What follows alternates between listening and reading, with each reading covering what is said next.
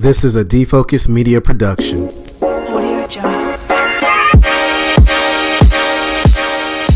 What's up, everyone? It's your favorite optometrist, Dr. Daryl Glover. And I'm Dr. Jennifer Lyerly, resident optometry nerd. And welcome to Defocus Media, optometry's #1 podcast, where we discuss the hottest topics, latest technology, eyewear, practice management, and more. So sit back, relax, and defocus.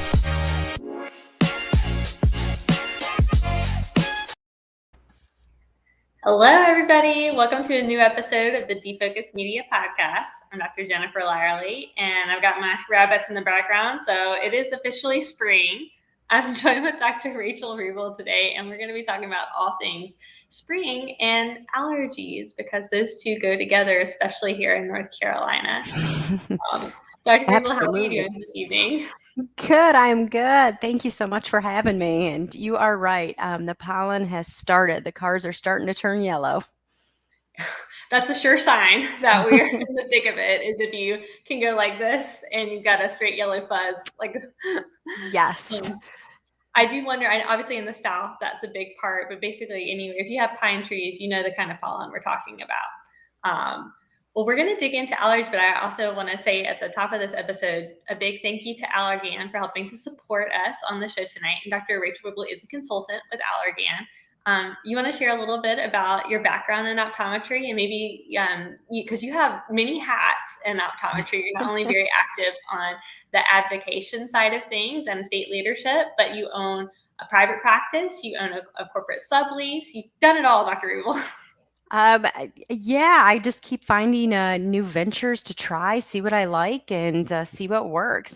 But I've loved my time. I'm the current immediate past president of North Carolina Optometric Society, and I think that over the past 11 years has just been incredible, working with advocacy, legislation, and the state in general. So that's been a blast, but also love working with my husband at our practice, and then my partner, Dr. Ryan Court, at our 4 subleases that we have. You recently moved your private practice, Belmont Eye, is that correct? We did. We had 900 square feet, no parking. We were in booming downtown Belmont, North Carolina. And finally, we got a building on Main Street. I didn't want to leave the Main Street area. We went to 2,700 square feet, added an aesthetic suite, parking for patients on both sides. So we are so excited to be in the bigger building. Congratulations. Thank such you. a huge success of what you've built and been able to grow. You know, because you do both types of practice, right? You've got your private practice and you've also got your subleases. How different is your practice between those two different locations?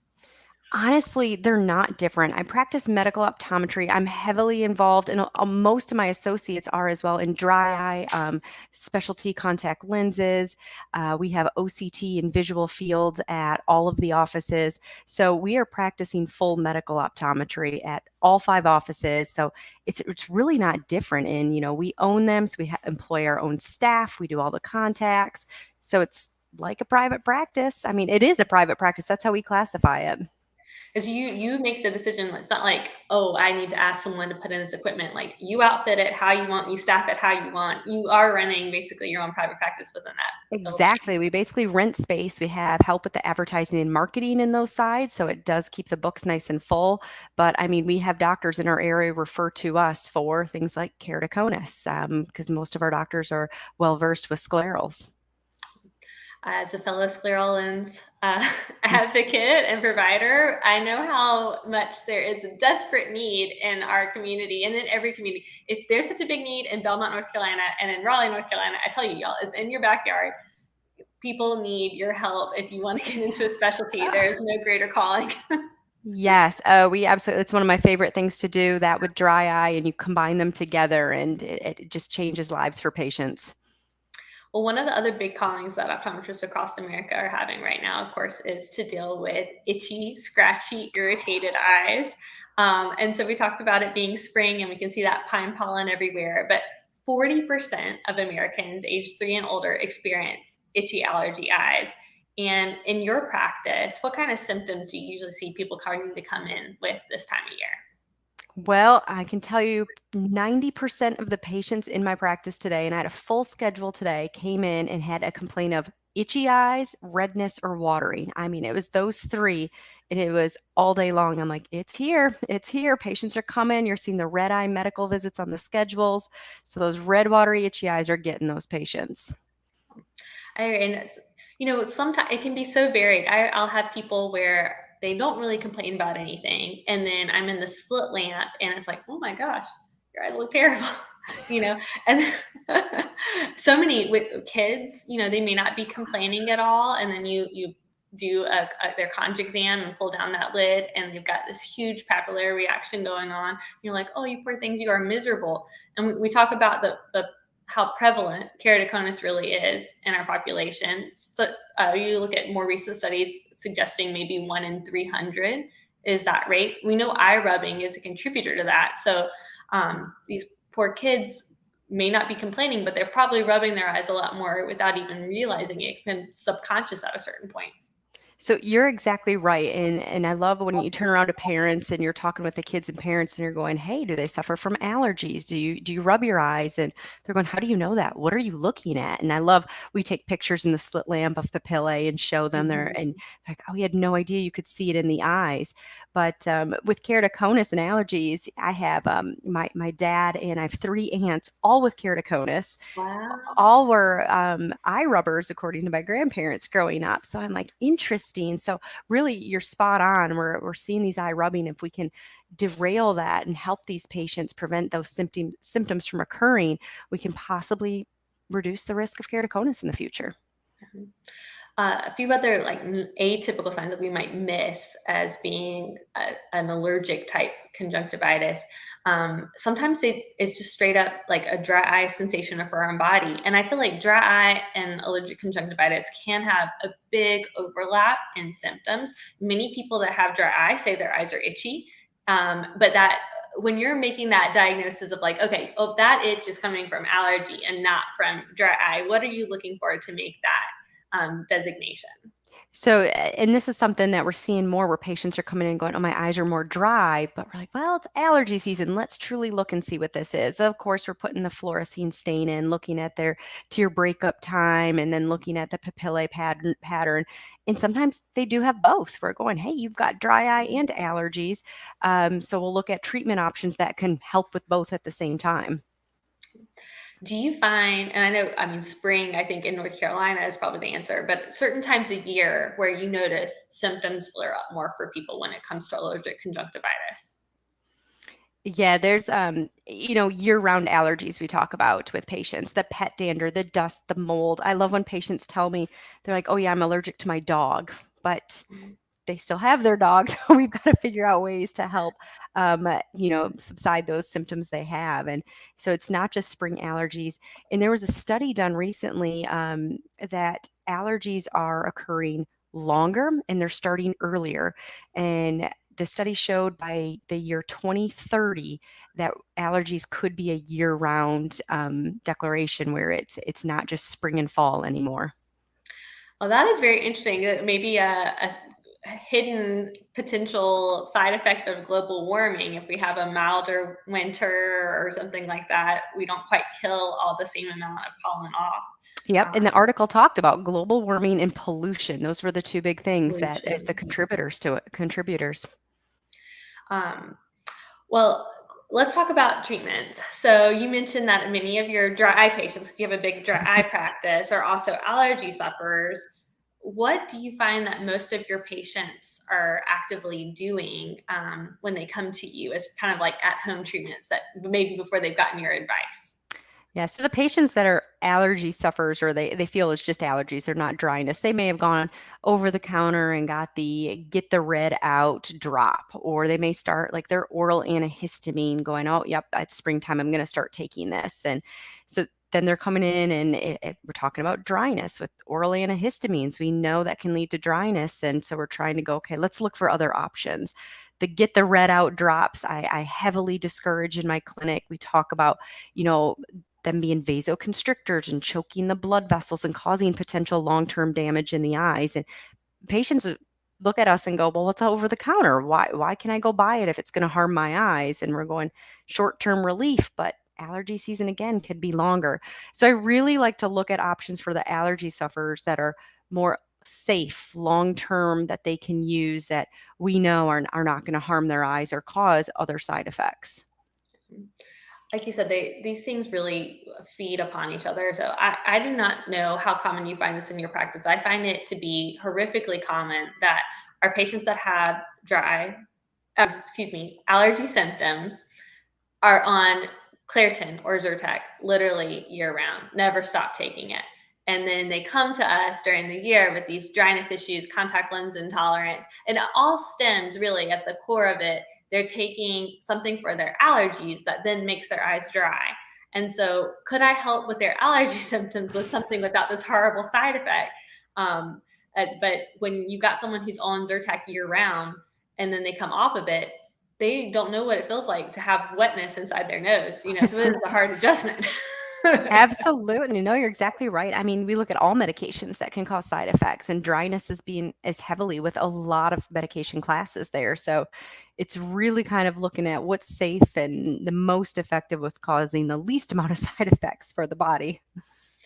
Have you found, with over-the-counter options, let's say someone is really symptomatic, not just with their eyes, but also with nasal symptoms, scratchy throat, do you have a recommendation that you give for if they want to take an oral medication or a nasal spray, for example, but they're also having dry eye issues? Where would you recommend them go? Yeah, so I'm big about hydration, and kind of flushing the system out. So we definitely want to make sure their water intake is where it needs to be, and kind of flushing the allergens out. I like to go through a list and how to where the allergens are coming from. Everyone has their windows open, the screens, the pollen's coming right through, or car windows in your car and you're driving down the road. Like, let's talk about ways where we can kind of filter out those allergens and putting even air filters in the homes. And over the counter, if it's just eyes, we can talk about over the counter drops that could be beneficial for them. When we start getting into that more, hey, it's the nasal drip, it's the scratchy throat. We want to look at more. I try not to actually recommend the oral antihistamines because of the dryness factor, because we see so many patients dry with that. Look more towards the throat lozenges, the things that can hydrate you. I have done a kind of a shift towards recommending, if you also have these really bad nasal and throat symptoms, well, why don't we try a Flonase?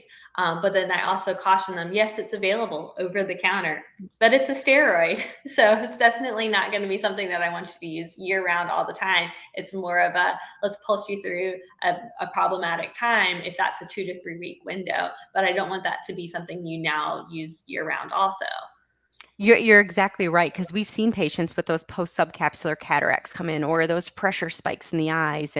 And I had a patient recently is like, well, my doctor said that shouldn't affect my eyes. And I'm like, well, I've definitely seen it in our clinic occur, and then seeing young kids on it too, not looking at the indication label for age as well. So just making sure we're educating specifically on the side effects that Flonase can cause, and can be used great short term and helping with those symptoms. I completely agree with that. I think it takes patients by surprise when we talk about the steroidal nasal sprays as having side effects with chronic year after year sort of use. But if you watch the commercial, you'll see that it's listed right there at the end, cataracts and glaucoma. There's a reason they have to Yes. talk about it in the commercial. Okay. Yep. I mentioned that if you have blurry vision, like most medications on TV nowadays. So let's say, we were talking a lot about people with chronic sufferers, whether they're year round or every spring and every fall, they have these symptoms, and it's more of a low grade burn, if you will, with their itching. Sometimes though, you'll get someone with just like an acute allergic reaction. Their eyes are almost swollen, a lot of mattering. What do you see when you have a patient with an acute allergic conjunctivitis that's a real angry one, and how do you treat that? Yes. So I will say, in school we're taught, oh, be cautious with steroids, right? And I had a professor, it's like, you'd never want to overprescribe them. But if you don't, someone down the street will, and that patient's going to feel better much more quickly than if what you give them. So I'm never shy about steroids. If it's an acute case, the patient's really suffering and we're going, hey, we need something here, we'll definitely look at that steroid route to get that on them pretty quickly. There are also now over-the-counter options that have quick onset of action, safe to use. So I do look at those options as well. I'm right on board with you, Dr. Wruble. I usually do both. Acute angry eye, let's put a steroid on there no longer than 2 weeks. We'll hit it hard at first. We're going to taper it down to week 2. And then with that, I'm going to have them go ahead and start a really good over-the-counter antihistamine drop so that as we get off this steroid, because we're not using it past 2 weeks, we've got all of our mast cells under control, the histamine release is at a minimum, and you've got something to keep those symptoms at bay long term that is safe for them to use chronically. Exactly. And that's, now there's safe drops that you can use. I tell parents and patients year round, every single day, we have a drop that's safe to use. And then I'll add on those strong cases, like a cold compress, ice packs on the eyes, just to calm down that swelling and inflammation as well. Let's talk about, we've got great antihistamine options available over the counter, which I think is absolutely fantastic for our patients. Lastacap is now available over the counter without a prescription. What makes Lastacap a sound out drop in your clinic? So Lastacap is something that I have been prescribing for years. It's been around for 10 years. So it's a well-known, trusted brand. And it's really exciting that it is an FDA formulation that is now over the counter. It's the exact same formulation. Nothing has changed except the packaging is a little different, but honestly, you can't tell. It's still the lime green and yellow packaging that you see. There's definitely some key things that I love about Lastacap. Works within 3 minutes. And my dad, who suffers heavily from allergies, was using it the other day and he's like, yeah, it really does work within just a couple minutes. And I said, I know. And it lasts 16 hours. So when we're talking about our patients' days, I mean, all of our days are long now, right? We're on the computers all day, we're on the go. I know you and I are both on the go moms. We're outside, we've got practice, we've got running our kids around and then seeing patients as well. So we want something that'll last that long, 16 hours. And the other thing I love about it is, my kids, they're on the backyard every day. They come in and we see that red eyes, they're itching them and they suffer from allergies. It's safe to use over 2 years old. That's the other thing I can tell parents and know, hey, guess what? You can use this year round, once a day dosing, and we are safe to use in over 2 years old. And I think that's huge when you're talking with parents because they're going, I don't want to put a medication on my child every single day. And but knowing that this one will work for them. I totally agree. I love that it's safe for young children. It has that approval. And if you guys have a kid that, again, they may not be verbally symptomatic, but their eyes are red, they're watery. You can see the papilla when you pull the eyelid down, they're rubbing their eyes consistently. The relief that they experience because it's so fast and the drop does not sting or burn and it does not blur their vision up and it doesn't have a bad taste with it. I've had so many parents tell me that they're very young kids, like that age 2, age 3, that they thought it was going to be a fight. Put the eye drops in. They love their drop. They can't wait to put their eye drop in. It doesn't burn at all, which is great because I get parents going, how do you put drops in kids? And I always say, lay them on a couch, have them close their eyes and tell them you're going to put a magic drop in the corner and then have them blink, blink, blink, blink, blink. And I've had the same thing. Parents tell me they do fine with that drop. And I'm like, yeah, it's not one that stings or burns. And then they're getting the relief from it too. They feel better. They can tell that it works and their eyes feel better afterwards. So they cannot, it's not going to be an issue getting it into kids' eyes. And as moms, we know like getting your kids to take medicine, not a good idea. It's not easy. So if you got one that's easy to do, moms love it. So we can say mom approved, easy to use. I think that's important nowadays. One other great thing about Lastacap is that it works on all types of allergies. We talked earlier, dust, pollen, grasses, pet dander. I mean, allergies can be caused by so many different things, but this one works across the board. So you don't have to worry about doing allergy testing to be able to tell, okay, is this going to help relieve my patient's irritation? Oh yeah, you're spot on. So that's where it's like once a day. And, we have a lot of contact lens users as well that suffer from allergies. And I tell them, pollen sticks to contacts like super glue and we've got to clean them a little bit better. But in this drop, let's put it in 10 minutes before you put your contacts in and be good to go for the 16 hours for the day. You mentioned this is the same prescription strength formulation that we have been prescribing for years. It's a dual action method of action where it both blocks histamine release at the H1 receptor and it prevents the further release of histamine. This is what makes it so effective because it's symptomatic relief right now, but then long-term control of the symptoms too. And this is why, people ask like, well, over the counter versus me writing a prescription, is this really for the doctor a win? I mean, it's easier for the patient to go get it, but now they don't need our advice or they're not coming in to ask us what's wrong and maybe they'll mistreat themselves. Okay, I get that might be an issue where they misdiagnose themselves thinking it's allergies. But to me, this is a big one because if you're in practice and you've been writing prescriptions for allergy medications, the chance of you getting the patient that medication when they go to the pharmacy is next to zero because they're going to have a laundry list of generic products that the insurance is going to make you try out first that are mast cell stabilizers or something 20 years old that are not the same effectiveness level, but you can't get them the name brand until they failed on these 5 others. So it's been a nightmare to get our patients relief until now they can just get it on the shelves without having to go through insurance. Thank the Lord. Right. We're providing convenience for them. And you're exactly right. Those prior authorizations that come in and we're going, all right, we got to get those on top of seeing all of our patients. It's just extra work. But we're able to now give that convenience and that relief very quickly. Hey, head to the store. We text our patients just so they remember what we told them to make sure they are getting the correct drop at the store. And even bonus with this drop, it is now a 60-day dosing in one bottle. So a lot of patients will talk about, oh, that small little bottle didn't have much in it. This bottle, we're looking at 60 days, the 5 milliliter bottle. And it even comes in a 2-pack, I believe, so you can get a 120-day supply.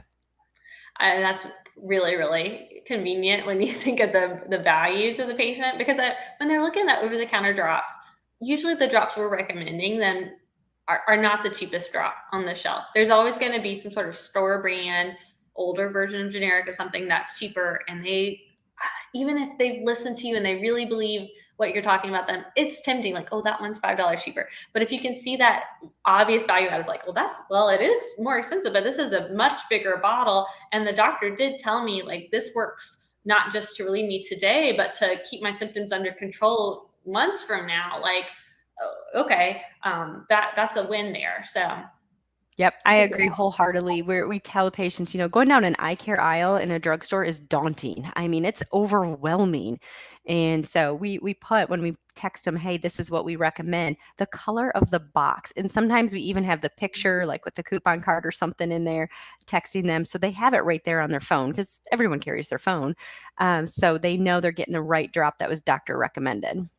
That packaging is real smart. It's that neon sort of yellow and bright green is the only drop on the shelf that is that color.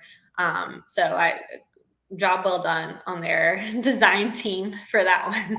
I agree wholeheartedly there. So they know that you're going for that color box. So in your practice, how do you get the word out about, okay, this over-the-counter solution is what you need to be using. You're symptomatic during these seasons or these times of year. I want you to grab this before you come in with your eyes glued shut from the allergic acute response. Yeah, so we're all about training the behavior of patients because once it's trained, once they know how we are as our doctors for them, it helps them in the long run. So we tell patients what we recommend, but it's also don't just go out and buy it. And if it doesn't work, don't keep trying it over and over. We want our patients to come in for the medical visits to confirm diagnosis. And I'll reiterate, hey, it may be allergies, but it could be bacterial, fungal, viral. There's COVID conjunctivitis as a diagnosis now. So we want to make sure we are treating the proper diagnosis.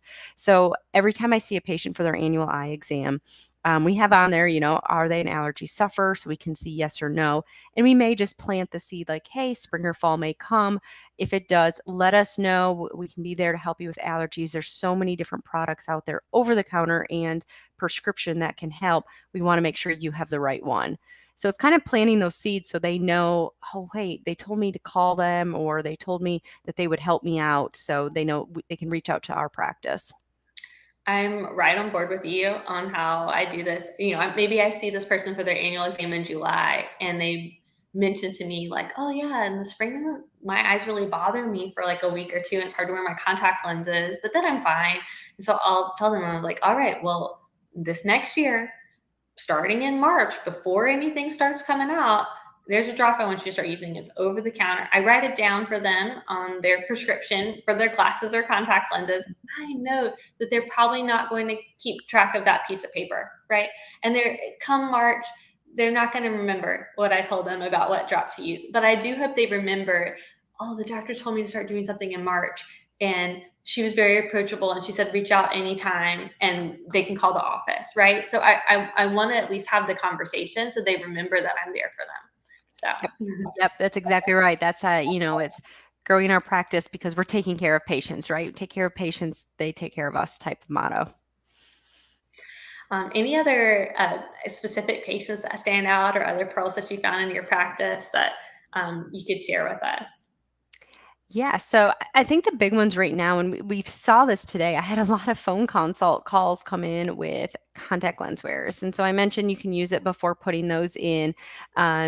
But we're seeing it with both hard and soft contacts, and they're going, what do we do? So, I have been switching a lot of patients recently over to more of a hydrogen peroxide based cleaning solution or protein removers for certain lenses, just getting that deeper clean because you can look at some of these lenses after a 30-day wear during allergy season, and they're just coated.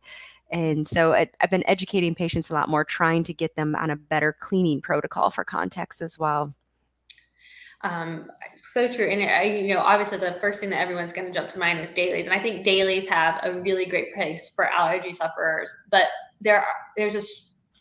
when you look at the numbers, 50% of Americans are resistant to go into dailies. Majority of their year, they're very happy monthly disposable or even 2-week disposable lens wear. And for those 2 weeks that they're symptomatic, they don't want to wear dailies all year for that time frame. So giving them the tools to make their multiple wear lens more comfortable is a really great approach for about half of your patients that prefer a multiple wear lens. Yep, you're exactly right. That's kind of the conversations I was having today with contact wearers, is like, we have this daily option, and you'll see it in my chart, given that option, and going over the big rebates that some of the companies have, which is fantastic now. But you're right, not everyone wants to switch over. So just trying to prepare them and have them have the best experience with their contacts without suffering. Obviously, what we're about to get into is completely off label, but I just want to pick your brain if this is something that you have ever done in your practice. GPC. Luckily, with the advent of daily contact lens technology, GPC is very controllable, very treatable condition. And for those patients that do develop giant papillary conjunctivitis, I really don't give them much of a choice. It's kind of like, okay, now we are doing dailies. I know you love multiple lens wear, but your body has rejected it. So there's no turning back now. But during that major kind of flare up, I'm typically obviously out of contact lenses and have them on a steroid eye drop, but I'll oftentimes also add an antihistamine drop like Elasticap to try to just help control that foreign body sensation. These patients don't usually come in itching. That's not a word that they're going to use, but they can feel their eyelids. It feels irritated. It feels like something's in their eye. And I find that 1-2 punch tends to really knock everything back down to comfort pretty fast, so that maybe even within 10 days, I can get them very happily back into full-time contact lens wear just with a daily disposable now. Yeah, I have the exact same treatment plan. It's, hey, you're coming out of your dailies. We're doing a steroid for 2 weeks. We're doing an antihistamine, mast cell stabilizer drop. We're doing some cold ice packs every single night. And then what gets me is, 2 weeks later, they're like, oh, yeah, I feel better. I feel great. Back to their extended wear contacts. And then 2 weeks later, they're back in the office. I'm like, are we ready for those dailies yet? And and I think I'm much nicer and You're nicer. coax with it with my patients. I'm like, all right, we'll try for another 2 weeks. We'll see. Where my husband is also an optometrist, and he doesn't give the option. He's like, you're switching or we're out of contacts. And he did that with our good friend who's a neighbor of ours. And she said she was so resistant and so mad when she left the office. But a month later, she said it was the best move she's ever made. She goes, why did it take that long? And she said, we should just be more adamant with every single patient. Like, you don't have an option. You're going to dailies. And I'm like, not everyone would have her response, but it is a thought to be more aggressive with patients when this is the only treatment option for you. I know. I did it for a while where I, like you, just want to make my patients happy. At the end of that's why I got into this, is because I want to help people. And when they are not on board with what I think is going to help them, I want to try to meet them where they're at. But I've never had a patient who successfully returned to multiple contact lens wear in 11 years. Okay. So in the last 2 years, it took me like 8 years of giving them, let's try it again. Let's try it again. In the last 2 years, I've been like, it's not going to work. I just want to let you know, like, it's not going to happen. We've tried, I run my own studies. It's always unsuccessful. Yep. And those medical visits you keep coming in for and your deductible's not met. Hey, let's put that all towards a year's supply of daily contacts. Let's help you out here. Expensive and it's never going to work. So I don't want to take your money and waste your time. Yep, exactly. Let's get you on a drop that you can safely use year round, get you in some comfortable dailies, and we're going to have a good combination there. Dr. Wruble, thank you so much for your time this evening. We've got a little bit before the show wraps up, and obviously you're such a big advocate for the profession of optometry, and you mentioned that you kind of just finished your term as a North Carolina State Optometric Society president. Are there any big things in advocacy that you would say doctors need to be taking a look at or getting involved with right now across the states? Yeah, so we're seeing so many states be successful right now. Virginia just had a big law pass. Alabama is working on theirs right now for lasers. So we have so many states actively pursuing like lasers, lumps and bumps, and we're going to see more and more of that. So we want to stay active with our states, knowing what's going on. If you are not active with your grassroots in your state, every state has a grassroots committee. Call up your society or your association and figure out what can I do to get involved. And it's not a lot. I know it seems like, oh, I don't have time for it. Sometimes it's as simple as sending an email to your local legislator and say, hey, I'm your local eye doctor. I just wanted you to be aware. If anything ever comes up, hey, feel free to reach out to me. Here's my personal cell phone number. Or even ask them to coffee. I think that it's really scary for a lot of us to go, oh, I don't want to ask a state legislator for coffee. But they're humans just like us. I mean, in my area, one's a realtor, one's an insurance broker, and we have coffee once a year. And it's like, hey, let's catch up. And have you heard anything in optometry? And is there anything I can do for you? So I think just knowing who your local legislators are, seeing how you can get involved in your grassroots, whether it can be just an email or even more of your time going to events or meeting up with them at the state capitol. But it really impacts our profession. Big thing right now we're seeing in some states is contact lens online companies want to do eye exams online and have a contact lens prescription validated online that may last 5 years. This happened in a state. It didn't pass all the way through, thank goodness. But if we don't know about those things, that could happen in our own state if we're not paying attention, if we're not building relationships. So really important to stay involved with your society or association so you know what's going on. Thank you so very much for that insight. And I know that last little bit, if y'all hadn't heard about that news, it is quite scary. But this is a legislative profession. The expanded scope that we all enjoy is something that our predecessors worked hard to win, and our scope can also be taken away legislatively if we aren't watching what's happening on the back end. So if that's not reason to get involved, I don't know what more would motivate you. Exactly. So a lot of changes that we're seeing in states. It's exciting. So hopefully your state's having the change too. I know North Carolina, we're always working on it. Hey, it's never over, right? We're got it. Keep crafting and working to make this a reality whenever that day comes. Yes, you got it.